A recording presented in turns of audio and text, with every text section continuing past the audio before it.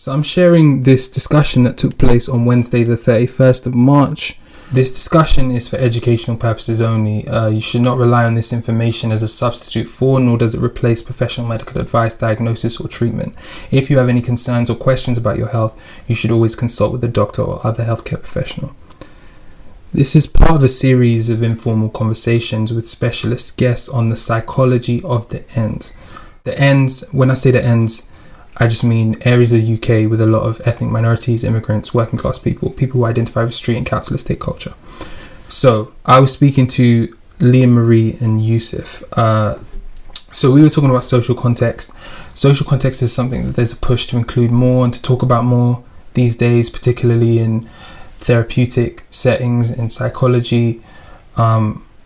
The evidence for the importance of social class, poverty, income inequalities, and a variety of other social factors in psychology is stark. The World Health Organization and the way it defines the social determinants of health talks about things like the circumstances into which we're born, live, grow up, and age, as well as the influences of money, power, and resources. These things all have an impact on our health. And some of the things we talk about in this discussion are what the environmental and social stresses are in the end, and how we're likely to be affected, how clinical psychology can help, the political aspects of our health. I'm going to come back in and say a few more things because there are some comments that I wish I'd have made at the time. But here's the discussion. This is definitely only a small part of the topic. And it's a difficult topic, particularly because it requires us to face up to our own pain and think about struggles with feeling disempowered, about the pain of discrimination, which we all feel to some extent. Like, trauma is an interesting word. It's not a word I actually use in my work, partly because I'm not a psychologist, I'm a sociologist, so perhaps I'm not. Although generally I support trauma-informed approaches and all that kind of stuff.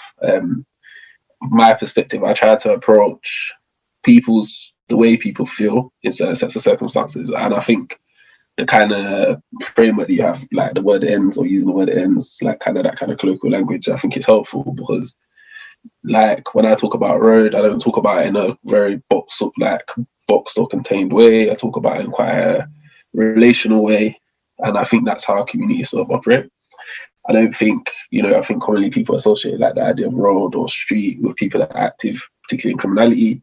But I think we share active like aspects of our social world, and road or street or whatever the kind of word is one of the kind of cultural focal points or reference points that lots of, particularly young people, but lots of people use. And there's a whole history of street culture, but perhaps I don't need to go into that too much here. Unless you want me to, maybe you can ask me in the questions or Q&A. But so yeah, the way I kind of, in my work, which was about road, approach the idea of kind of, I would describe it as like social suffering or like feelings of malaise, distress, happiness, probably trauma is one word that could be used as well, is trying to trace the kind of social origins or structural origins of these problems. So I looked at it from the point of view of the people's life, the people that I was, that were involved in my study, where were the sources. I think where I would distinguish my work from kind of psychological work, where psychological work perhaps identifies, and which is, there's some controversy about the idea of diagnosis, but identifies and diagnoses what some might describe as deficit or illness at the side of the individual. I take the sense that they have a feeling of distress, and I try to look outwards and find what the possible sources of this kind of distress are. So like the pain of the mundane specifically was about trying to find a language for sources of distress that were very difficult to, particularly for people in everyday lives, to pinpoint, but there are things that I felt or I observed to be sort of present in the everyday mundane activity. So the mum pain literally is just I've got a kind of amalgamation of two words, pain and mundane, and that's all it is. It's not anything complicated. So like the kind of way I understand the social world is seeped in its histories and its structure and its organization, and everything that we do carries the weight of that to some extent, which perhaps is in itself is a controversial thing, and I'll be happy to talk more about that again in the Q&A. But I feel like people in their kind of situated perspectives, or from the place where they start out, or where the kind of perspective where they live in their lives, they occupy and they traverse that world, which is kind of, I would say, saturated with these kinds of inequalities, right?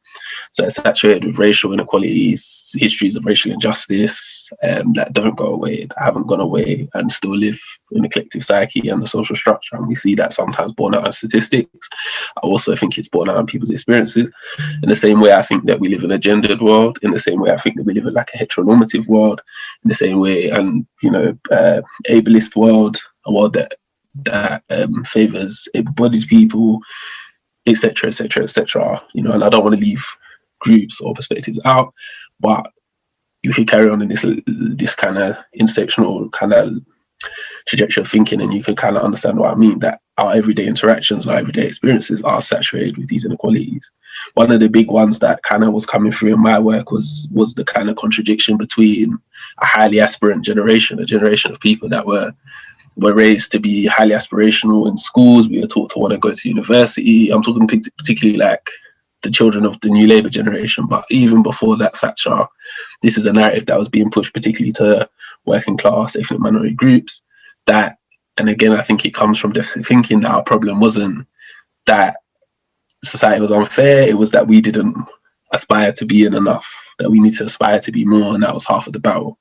Of course, you can convince people to aspire to be more, but if the structural reality doesn't allow that many people to occupy, in that commas, like successful or influential positions in society, you're going to get a kind of a tension point. And that was one of the structural tensions that I identified that was causing like sort of everyday harms or stresses for people. And I can talk a bit about the paper if you want. Is that helpful to talk about some of the examples that I drew out in the paper? Yeah, so in the paper that I wrote for Stock Review, I was working, it was, to be honest, I think the unpaid isn't actually specific to road. It's just the place where I was studying, and I observed it in that space. I mean, I couldn't say for sure that it operates everywhere and in everybody's lives, but I think it could well extend way beyond the experience of the people that I was talking about. So the interviews were with two kind of former self-identifying gang members in sort of bits and bobs on road, like gangs, etc., etc. Self-identifying, obviously, they weren't identified by me as gang members. And I wasn't really interested in our conversation and our interviews. We didn't really talk a lot about gang stuff and the kind of crime they're involved with. We talked a lot about how they felt about their lives, how their lives had gone, what they aspired to and what their frustrations were. And it came through very strongly that there were multiple sides of frustration in their lives that were very, very deeply embedded. And they were brushing up against them consistently and every day. And the kind of distress that was causing them was a distress that it wasn't very easy for them to put into words or describe, or even have kind of to justify feeling like that. So like one example, I think the example that started first kind of brought it through in my mind was T, and he said pain every day. That's kind of the origin of the word, but he was talking about having to attend the job centre, and he kind of talked, I wasn't sure if it was a real story or kind of hypothetical story or something in between. He talked about being seen by a girl coming out of the job centre. He told this girl, and he actually did, I think he was driving a BMW at that time, he told this girl that he had a BMW, and there was these contradictions between like the kind of stigma that's associated with social welfare and the shame that's kind of connected to that, and his self-identity or his ability to identify himself, and also the kind of tension that bears out in intimate relationships. And all of these things weigh on people all the time in their everyday lives, and it's not really very commonly talked about. So it's kind of the weight of that, I would say, is sort of classed and gendered. But I'd also say that it's probably racialized as well in some ways, that there's a kind of racialization around,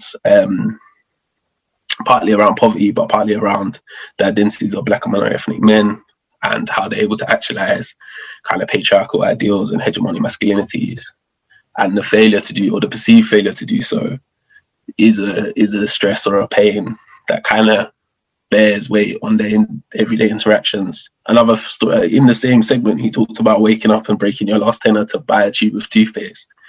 That sort of reminder that you're so far from what you aspire to be, and how pain and contradictions, or these kind of contradictions that saturate the everyday world, can bear out in very personal and almost mundane, very mundane, and sort of you would think, brushing your teeth is a fairly innocuous thing, but in the moments where you brush your teeth, these things can come to the fore too.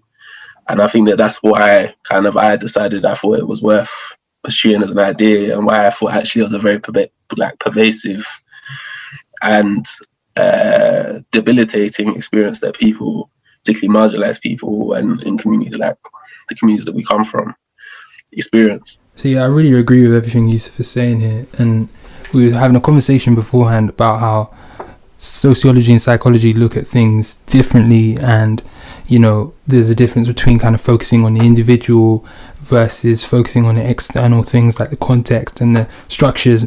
And I don't know, I think everyone's different, but I think a lot of people, if they're feeling something like depression or trauma, or they're having PTSD like symptoms, for example, it might not be easy to make a connection between these social contexts and the personal experience of pain.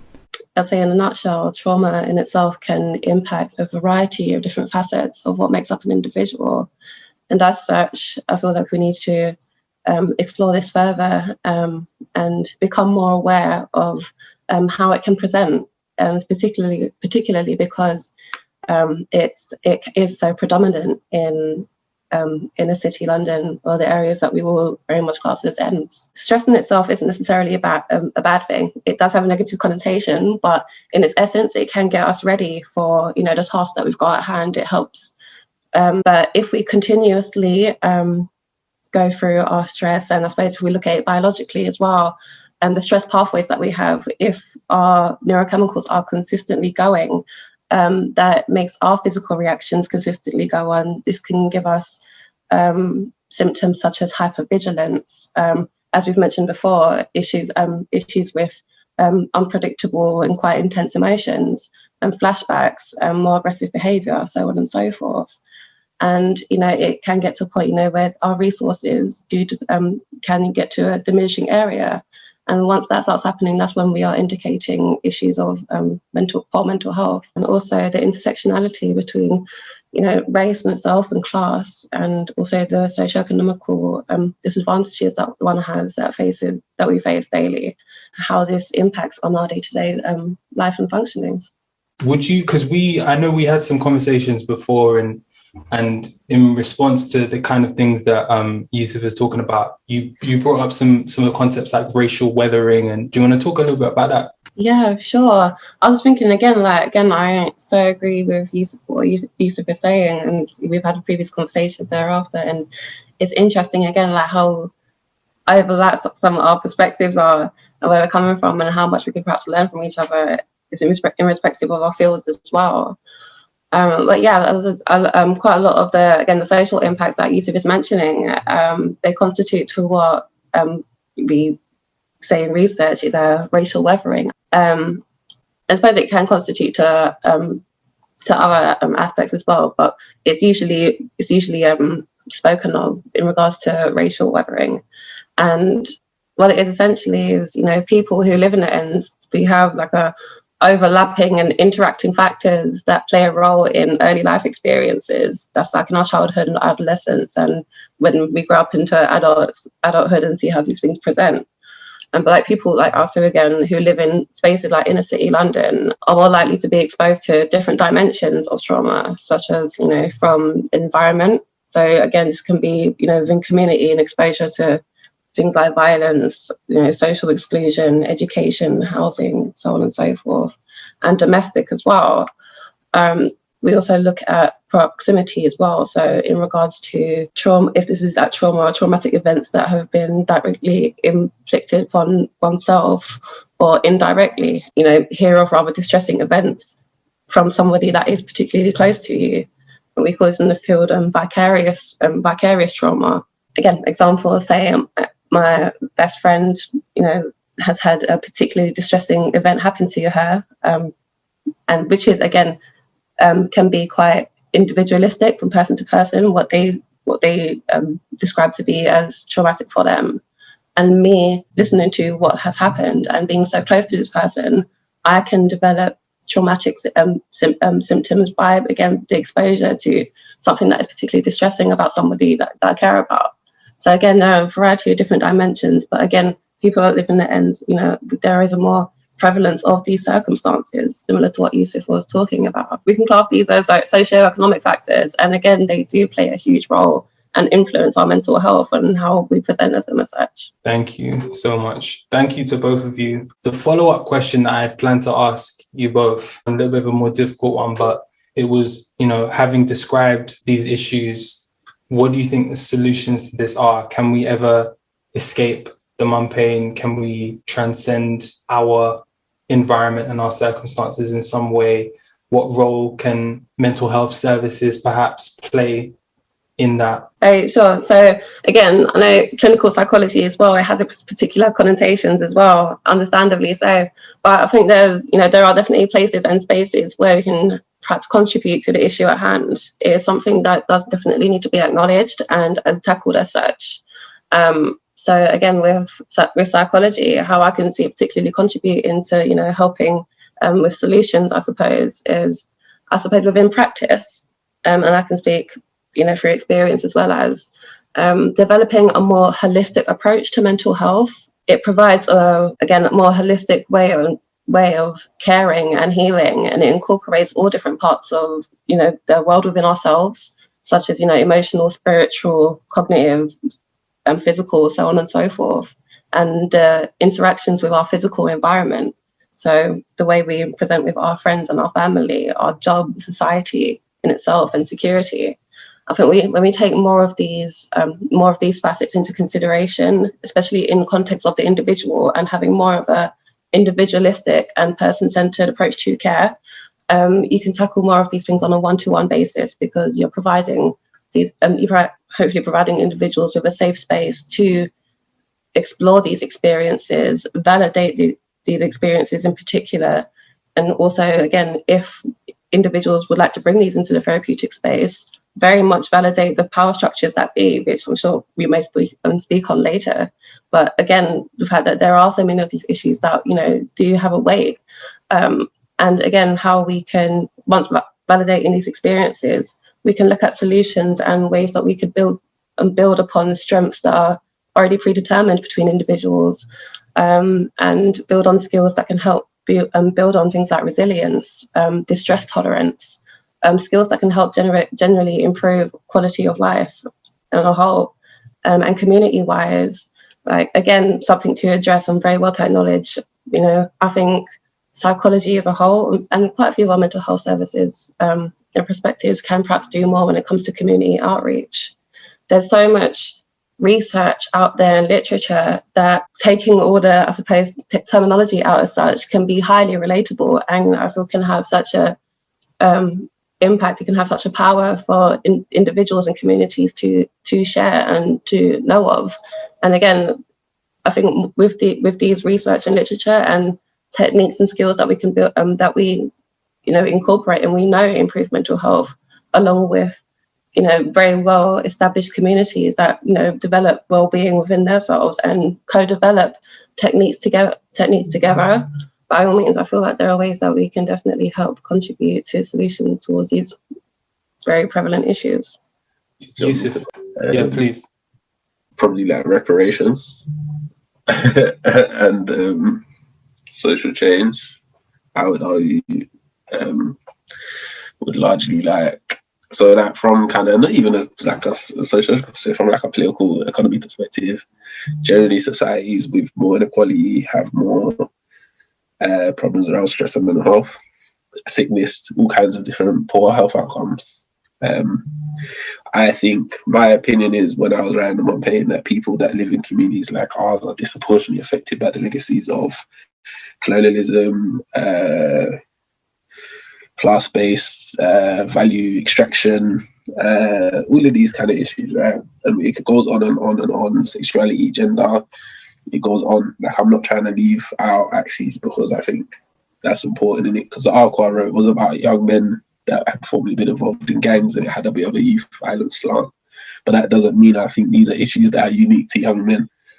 I think generally, like, And this is kind of where I think we've talked about it before, and Leah was talking about critical psychology in previous conversations we had. And I know that it's not, you know, I don't want to kind of, what's the word, blanket or like generalize at all.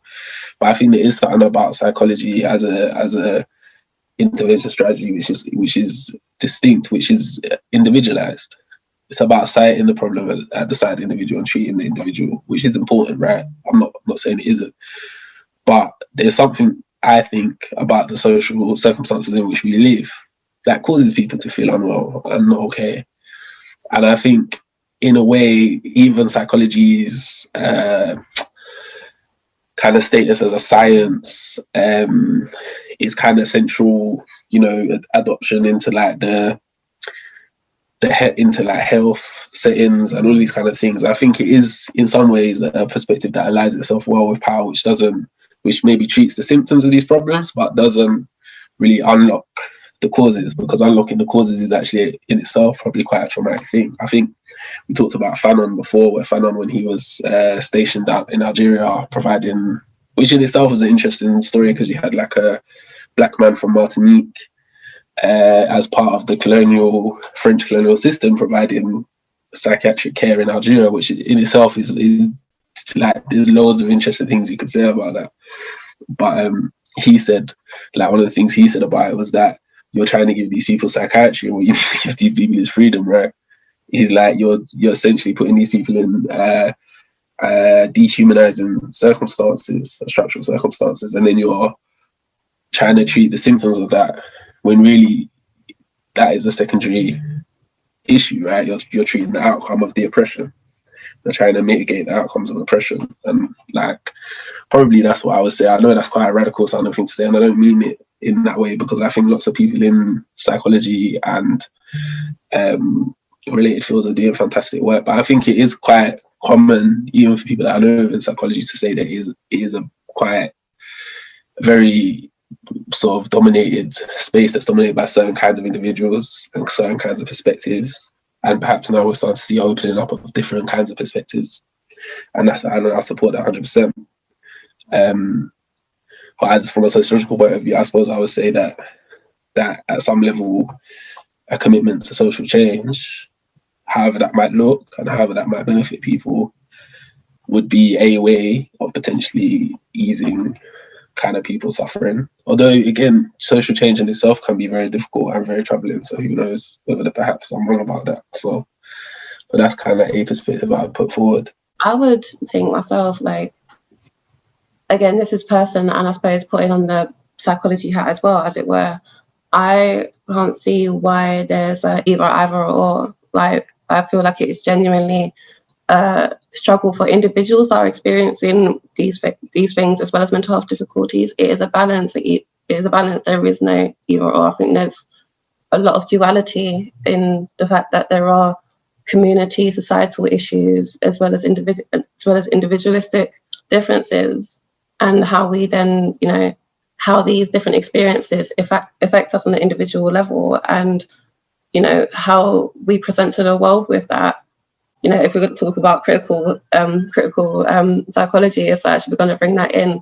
You know, we talk about psychology like, yes, as we mentioned beforehand, it is very well dominated by middle-class white men, and the research and the practices show it, like, to be quite honest, in society. And that is why, one of the reasons why we have such a disparity, disengagement, and a tedious relationship between our communities, that really want to empower and help, from my perspective, but understanding and very well acknowledging the history of the relationships that we have with our communities, and understanding why we have to work that much harder to do our outreach experiences. And when there is a denial of racialized experiences, or anything that will perhaps be seen as other than what society dictates, it's constitutive to privilege and power. And when these things aren't particularly addressed, it just, it widens the gap. I would say psychology, like a variety of social sciences, need to, hold a mirror to ourselves. This is, professionally and, systematically, and address and address these issues, address the issues of identity, and acknowledge different racial experiences and just how much they matter when it comes to mental health. So when it comes to trying to access mental health services or ways about, learning how to improve one's mental health, if you don't see that the particular professionals that you're going to will relate or resonate, listen and validate your experiences, there's only so much you're going to take in or try to engage, right? So again, I think that's why, I think it constitutes more outreach and engagement with our communities, doing more co-development with our communities. And again, most importantly, really addressing what history very much tells us, really addressing the structural inequalities and the violence that it exposes us to. And this is like, for example, when we're talking about capitalism, when we're talking about patriarchy.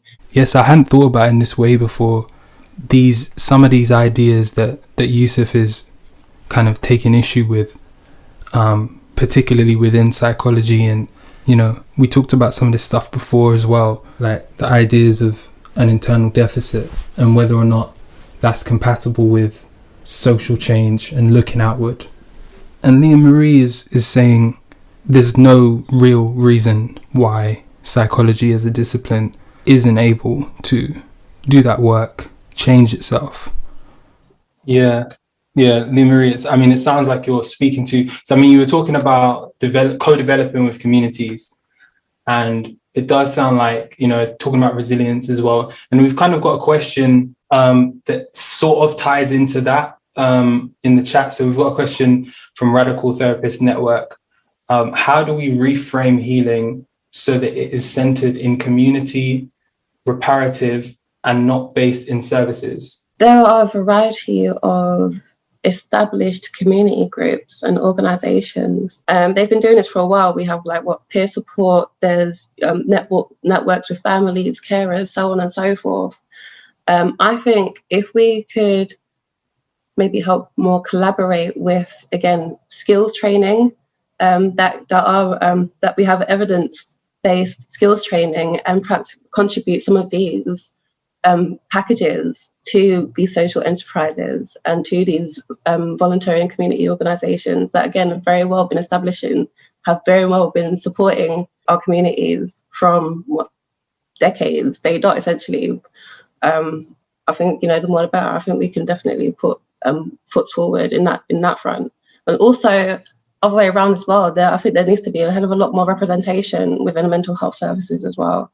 And that comes from, again, acknowledgement and awareness of the issues that be, and, really being committed to putting those feet forward and taking action-focused strategies towards improving mental health for our communities together. But the thing is, I see attention, and we talked about this before, between understanding and healing, because sometimes understanding can make you feel worse, because understanding makes you understand how difficult and unjust things are. Sometimes the fact that the mum pain is like a feeling that comes and maybe goes or passes is the fact that you're able to kind of pass through it, because you don't have to actualize it. You don't have to really understand what it is you're feeling, and maybe processing it is part of the pain. I don't know.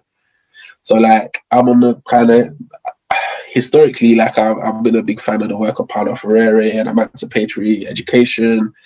I think that probably there's similar work that could be done in psychology, like emancipatory psychology. I bet that probably exists as part of the critical psychology and critical race theory, things like that I think do hold answers for understanding really situations or circumstances, which are probably the predicators for changing them. But whether or not actually that could be just as painful a process as mitigating the outcomes of the kind of the harms or the violence of unequal and historically racist and etc. societies is at an individual level, I don't always feel sure that it is. And that's from experience, right? That's from experience working in communities. That's an experience of being from these kind of communities and understanding that knowing things doesn't always make you able to transcend the realities of those structural boundaries, right?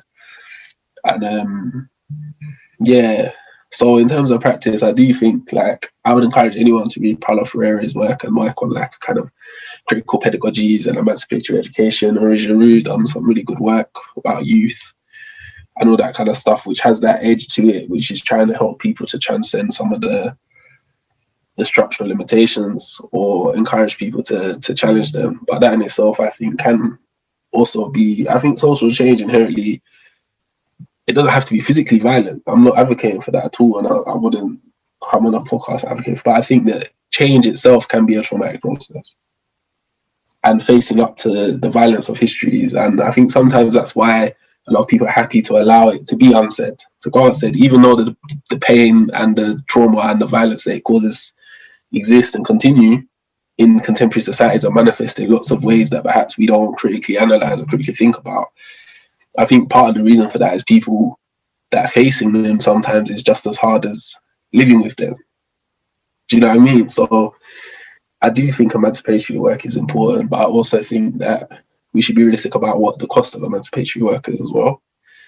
And I would say that, you know, there's risk to it. So yeah, and another thing that I hadn't thought about in this particular way before, these connections that Yusef is drawing between social change and individual personal healing. My answer to this question would be having more conversations and education, thinking about the way we look at mental health. There's obviously debates to be had about diagnosis and what mental illness really is, because there's no consensus on that. It's debated. It's a debated thing. And in an ideal world, we need to understand something if we're trying to overcome it. You know, how could we overcome something if we don't really understand what it is?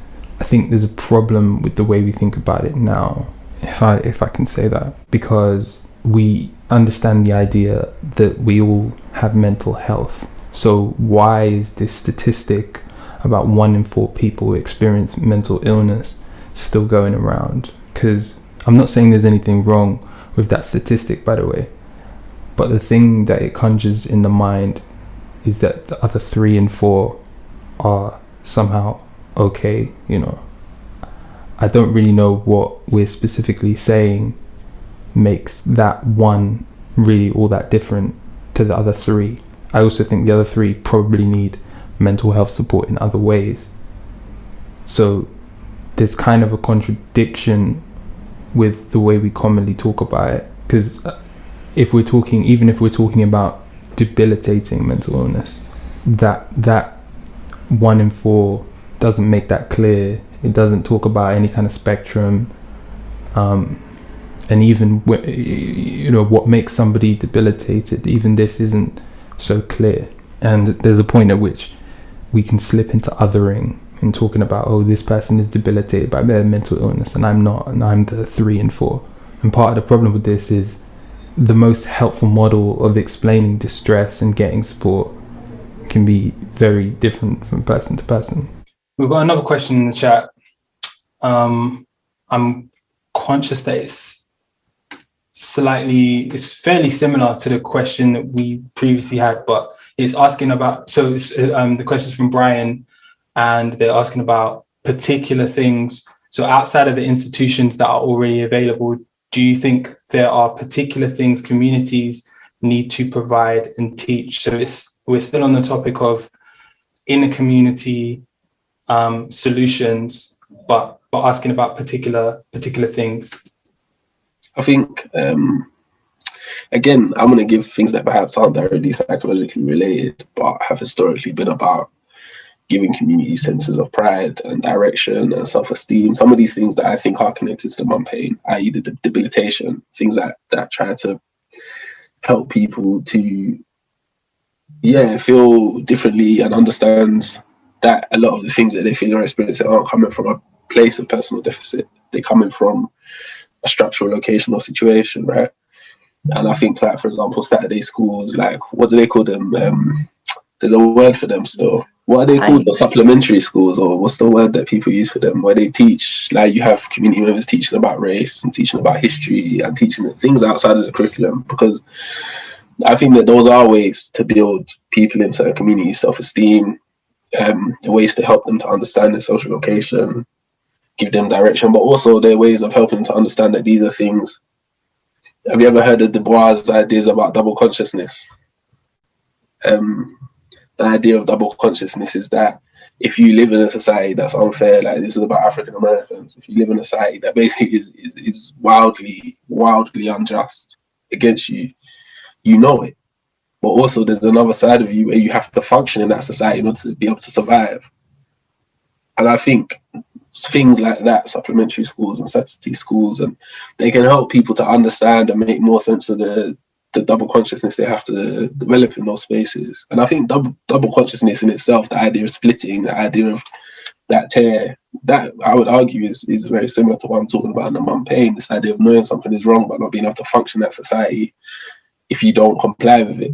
Do you know what I mean? And I think that they can help people to develop strategies to understand that, to find ideas to change, to empower them to change certain things that are possible to change in their environment, in their communities, maybe structurally and politically, right? So I always think that I always encourage those, and I think obviously they can be a bit wild. You can get all different kinds of perspectives kind of raised in those spaces, but you know, if they're good and they're critical and they're inclusive, I think that they can really help, you know, possibly. Thank you, Yusef. Should we move on to the next question? So we've got a statement and then a question, I think. All right, so from Hass, sorry if I'm pronouncing that wrong. So it's important to name mental health services, counselling, therapy as actively dangerous / criminalising for people from both white and non-white, mostly middle-class people delivering services. Young people in the ends face so many kinds of gender-based violence, boys and girls. Where do gender minorities and sexuality minoritized people from ends fit in these analyses? Completely agree, and I can totally understand where these, you know, where perspectives like this can come from. They can come across insidious and can be quite violent to people that don't particularly fit the molds that some therapists assume to work on. And that's why, you know, in services there's a lot of encouragement towards training, such as unconscious bias training and cultural competence training. But honestly, in my experience, I was saying this to Yusef and Alex beforehand, like, I've been to quite a few of them in my time already as well, and you know, quite a majority of them seem to miss out those particularly key factors, those key intersectional issues that, you know, that definitely hold like a double weight towards individuals. And when we have individuals that don't particularly fit the mold, so to speak, or fit the society standard, you know, where again the professions in themselves are quite middle class, white, male dominated as such, the research can be as well.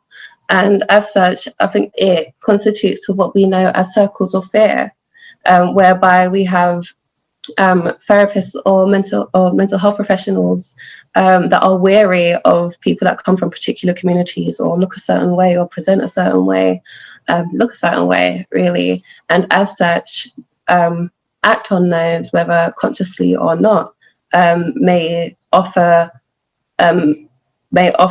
less treatment options than they would perhaps white counterparts, or white middle class or higher up counterparts, may assume, you know, lack of knowledge, so on and so forth. There are so many biases that actually end up inherently being quite violent towards the individuals that are going into counselling therapy. And this is a space that is supposed to be a safe space where you are supposed to be able to talk about your vulnerabilities, and have an expert in the field walk through these experiences with you. If key integral parts of your experiences are being denied or dismissed or devalued, you can only imagine how detrimental that could be, how much of a detrimental impact that can have. And again, someone's resilience to that can be individualistic from person to person, but that is something that is not excusable. So again, and history dictates, we have statistics from decades back all up until now that show similar disproportionalities, very similar health inequalities. And again, it's there's a very slow movement towards tackling these inequalities as such. So again, I can very much understand and appreciate where the statement came from, right? This is a marathon and not a sprint. And there are people within these professions that are working towards improving the mental health outcome for all community. That's being inclusive as well. But again, there needs to be an acknowledgement of the issues that we have, and storytelling can be a great ways of helping professionals and services understand what is around them, so to speak. But again, there are issues that are understandable but not particularly excusable. It's a good question, and it's a hard question because obviously it's something that me becoming older and more experienced in life is something that I had to face up to and I had to think very carefully about, because I grew up in a community where it was taken for granted, where certain ways of thinking or being were assumed, right? And that meant by virtue of that there was violence, violence in the form of exclusion. Violence takes place in our community every day in relation to these issues, right? And it's something that probably as I got older and I started to read a bit of queer theory, and I started to also talk to different kinds of people, and I was exposed to different environments, and I started to become more critically aware of when it's not in your immediate experience, it's not excusable, but it wasn't something that was apparent to me. And as I got older, it did become apparent. And part of the reason perhaps I don't write or speak on it so vocally is something that I believe. And probably at a very rudimentary level, I'll say I understand a little bit now. But one of the reasons that I don't speak on it so much is maybe I'm not such a well-placed person, and there's someone that is a much better placed person to speak on those issues. But I agree, and I can understand what we've talked about, right? So think about some of these services and these treatments. Look at the history of coloniality, right? Disciplines like sociology, anthropology, psychology, they were involved in creating the scientific basis of our dehumanization. Yeah. So it would make sense that in their current forms of applications, remnants of that would exist, and where groups are still, it's a long road to justice, a long road to freedom for people, and groups that still are minoritized are still are oppressed, and like lots of us are still, that violence would still take place against them. I wouldn't go as far as to say that people shouldn't seek help. I wouldn't go as far as to say as that, but I would say definitely I can understand that perspective. And I don't want to say anything dangerous or inflammatory in the other way, that people shouldn't, because people that are in need of help should seek help. But I also understand the risks of seeking help, and I understand that historically structures that are supposed to be there to aid or help us in our suffering or in our communities have been exacerbating sources of anguish and violence.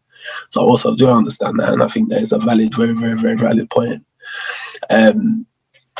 In terms of where the, gender minoritized people fit, I think it's a really good question. And I would argue that we live with the environment, what we're talking about is a heavily heteronormative environment, where those values are I think it's one of the last, really the most extreme and under analyzed areas. And I think there's reasons why. It's because a lot of the stakeholders that occupy places of intervention,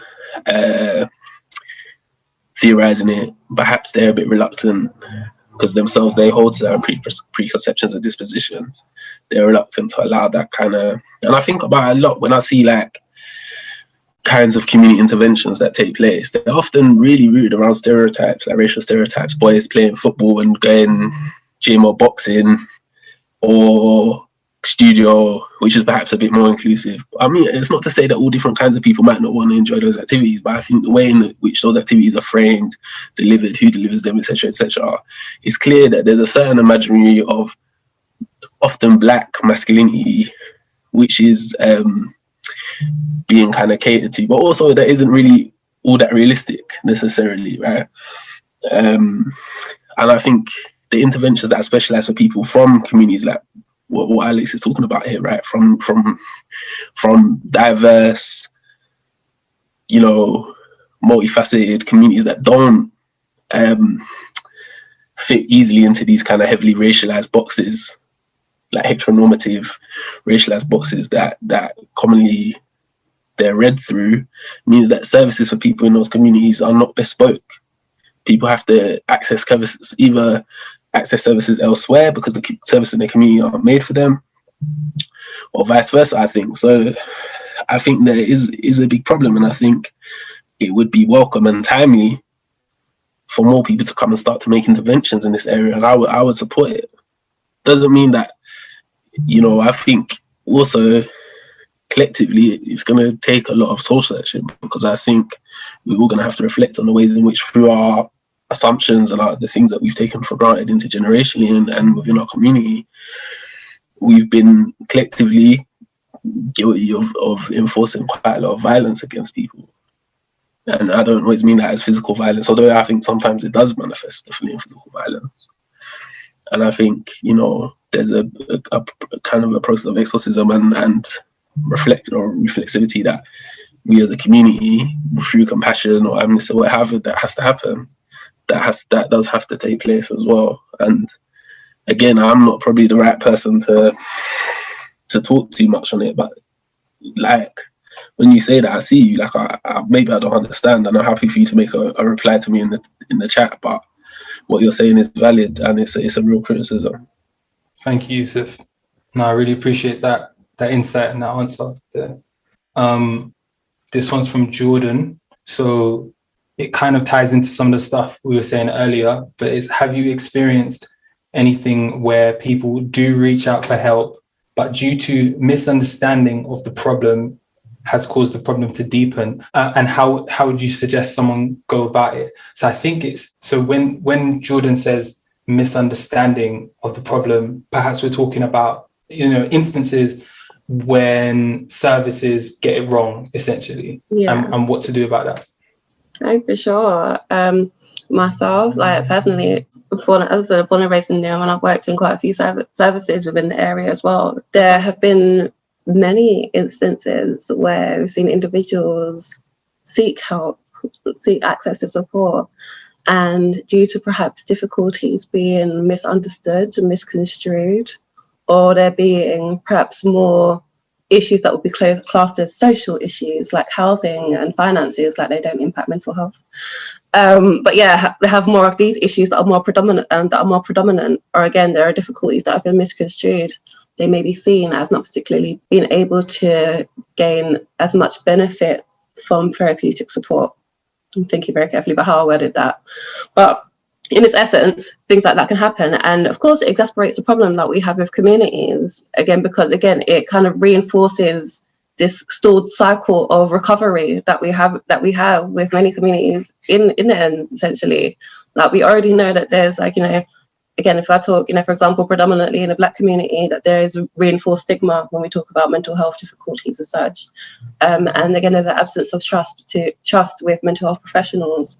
And again, if they're perhaps with an individual, say, if we use one hypothetical example, if that individual has a lack of social networks or lack of social support in itself, it makes it that much more challenging to recover. And as such, there may be, after a poor experience with a mental health service that perhaps may misconstrue difficulties or presentation, it will be understood that there may be continued reluctance within the community to engage in support or accessing support. If an individual is unsure about seeking help, for example, and people in their circle do not believe that that person should ask for help, should seek help from expert therapists or such regarding their mental health difficulties, that they should perhaps brush it under the carpet, it would be easy to understand one to internalize those beliefs, right? That you shouldn't necessarily talk about mental health issues, that you shouldn't necessarily access support for these things. If you do belong to a community that does believe some of these notions, that if you have difficulties that are persisting, that are chronic, you would want to try to seek mental health support, albeit via your community, or again professionally via mental health. There very much works in plans where we can co-develop the social networks and the professional spaces, so we can incorporate more of the psychological interventions within our social networks and within the community spaces. And I think the more work that we can do with that in regards to outreach and engagement in that space, the better, because that's an example of, again, what many communities face. They feel misconstrued when it comes to behavioural presentations or relational difficulties. And there are so many different variations as such. But again, I think the more representation that we can get within our services and the more outreach work that we can do to go into these services, again, I think they're better to help tackle some of these issues and perhaps tackle the exasperation of these difficulties. Yeah, thank you.